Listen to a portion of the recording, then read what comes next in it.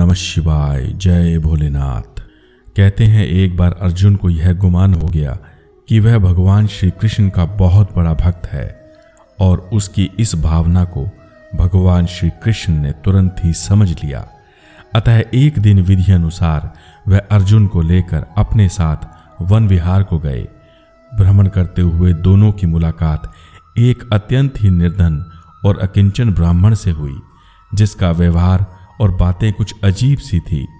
अर्जुन ने गौर से देखा तो पाया कि वह ब्राह्मण बैठकर सूखी घास को खा रहा था, परंतु उसके कमर में एक लंबी सी तलवार लटकी हुई थी। अर्जुन को ब्राह्मण का घास खाना और तलवार कुछ बेमेल सा लगा, अतः उसने कृष्ण से आज्ञा ले ब्राह्मण से एक प्रश्न पूछा कि हे ब्राह्मण देव, आप तो अहिंसा के पुजारी हैं, जीवों का वध ना हो इसलिए संभवतः सूखी घास को खाकर अपना गुजर बसर कर रहे हैं, परंतु आपकी कमर में ये तलवार क्यों लटकी हुई है? मैं इसको देखकर थोड़ा अचरज में हूं, कृपया मेरे इस संशय का समाधान करें।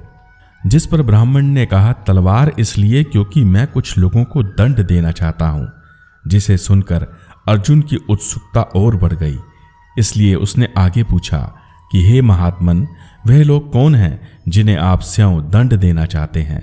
जिस पर ब्राह्मण ने दृढ़तापूर्वक कहा, मैं 4 मुख्य लोगों को ढूंढ रहा हूं जिन्होंने मेरे भगवान श्री कृष्ण को बहुत ही परेशान कर रखा है। वे चारों श्री कृष्ण को चैन से जीने नहीं देते, बस मैं उन्हें ही ढूंढ रहा हूं ताकि उन्हें अपने हाथों से दंड दे सकूं।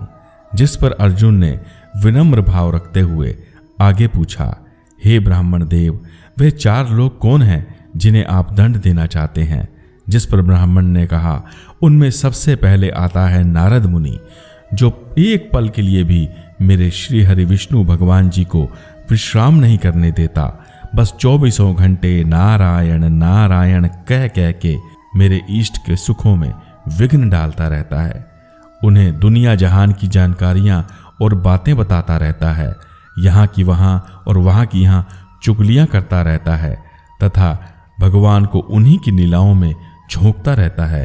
बस वो एक बार मेरे हाथ लग जाए फिर उसकी खैर नहीं, क्योंकि पहला नंबर तो उसी का है और उसके बाद अगला नंबर आता है द्रौपदी का, जिससे मैं बहुत ही दुखी और नाराज हूँ। उसने हमेशा ही श्री कृष्ण को बहुत परेशान किया है और तभी पुकारा है जब भगवान भोजन करने बैठते हैं अथवा वह अपने किसी निजी काम में व्यस्त होते हैं। एक बार जब महर्षि दुर्वासा ने पांडवों को श्राप देना चाहा, तभी द्रौपदी ने भोजन करते हुए भगवान कृष्ण को पुकार लिया था और उनके भोजन में विघ्न डाल दिया था। ये सब तो छोड़ो, उसने तो एक बार मेरे श्री कृष्ण को झूठा भोजन तक खिला दिया था। ब्राह्मण की प्रतिज्ञा और क्रोध को देखकर स्वयं अर्जुन भी सकते में था। जिसके बाद अर्जुन ने कहा, और आपका तीसरा शत्रु कौन है? जिस पर ब्राह्मण ने कहा, कहने को तो वो एक बालक है, परंतु उसकी धृष्टता तो देखो। उसकी खातिर मेरे कृष्ण जी को गरम उबलते खोलते तेल में हाथ डालना पड़ा, उसे बचाना पड़ा, यहाँ तक कि वह हाथियों के पैर के तले कुचले भी गए और इसके बावजूद उन्होंने पत्थर के मजबूत खंभे को फाड़कर तोड़कर नरसिंह के रूप में अवतार लिया। जरा सोच के देखो, कहाँ मेरे सुंदर सलोने श्री कृष्ण और कहाँ नरसिंह महाराज जी का प्रलंकारी रूप। सोचो, उनको स्वयं उस रूप को धरकर कितना कष्ट हुआ होगा। अतः जब भी ये तीनों मुझे मिल जाएंगे तो मैं इनकी हरकतों का हिसाब इनसे अवश्य लूंगा। अब तुम मुझसे आगे पूछोगे कि हे ब्राह्मण देव, आपका चौथा और अंतिम शत्रु कौन सा है? इसलिए मैं तुम्हारे पूछने से पहले तुम्हें खुद ही बताए देता हूँ। उसने तो इस द्वापर युग में उदंडता की समस्त सीमाएं लांघ रखी हैं और उसका नाम है पांडवों में से एक अर्जुन, जो मेरे प्यारे श्री कृष्ण को अपना सारथी बनाकर यहाँ वहाँ डोलता फिरता है। उसे धेले का ज्ञान और भान तक नहीं कि सारथी बनने के बाद दिन भर युद्ध में भूखे प्यासे रहने के बाद मेरे इष्ट को कितना दर्द और कष्ट होता होगा।